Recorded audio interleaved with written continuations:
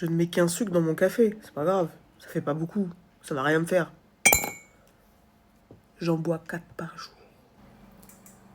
Oh, ça va, c'est juste une part de gâteau. Ouais, enfin, il y a quand même eu les 4 cafés.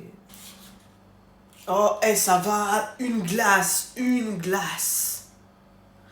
Ouais, enfin, il y a quand même eu les 4 cafés et la part de gâteau.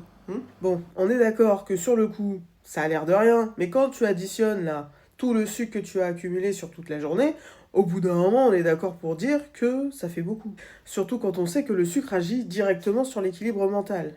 Il va, du coup, de ce fait, agir sur le stress et les symptômes de stress qui peuvent s'aggraver en crise de panique. Chose que je connais très bien puisque ces crises de panique, j'en ai fait souvent. Ça s'est atténué puisque j'ai compris d'où elles venaient. Mais j'en ai fait souvent et chaque fois que j'en ai fait, j'ai eu l'impression de crever, littéralement. Pourquoi? Parce que ton microbiote qui se situe dans les intestins, là, juste ici, est constitué de 500 millions de neurones qui sont directement reliés à ton cerveau. Ce qui va se passer, c'est que le sucre va complètement détraquer le microbiote et il va envoyer une mauvaise info au cerveau pour dire qu'il y a quelque chose qui va pas. Bref, ça va complètement te massacrer là-dedans, tu vois, là-dedans et là-dedans.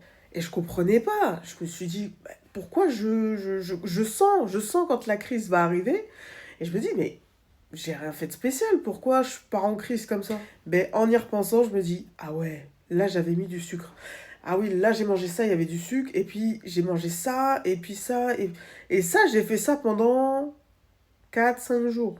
Et bah ce court laps de temps-là, ça a suffi pour redétraquer à nouveau et me refaire partir en crise de panique. Donc sur le coup, ça te paraît pas grand-chose quand tu manges, mais juste fais le calcul et additionne tout ce que tu auras accumulé dans la journée et dans la semaine. Si tu es sujette au stress, à l'anxiété, avec des symptômes comme les miens qui peuvent s'aggraver en crise de ouf et tout, je te mets au défi de ne pas manger de sucre. Alors, si, je continue à manger du sucre, mais le seul sucre que je m'autorise, que je m'autorise à ingérer, c'est du sucre de coco. C'est pas du sucre raffiné, mais le sucre de coco est quand même assez naturel, en sachant que je n'en mets exclusivement que dans mon café, en sachant qu'il sucre bien, donc une seule cuillère suffit largement.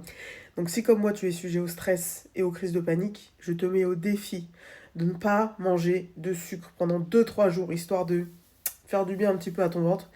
Et dis-moi si tes symptômes se sont apaisés ou pas.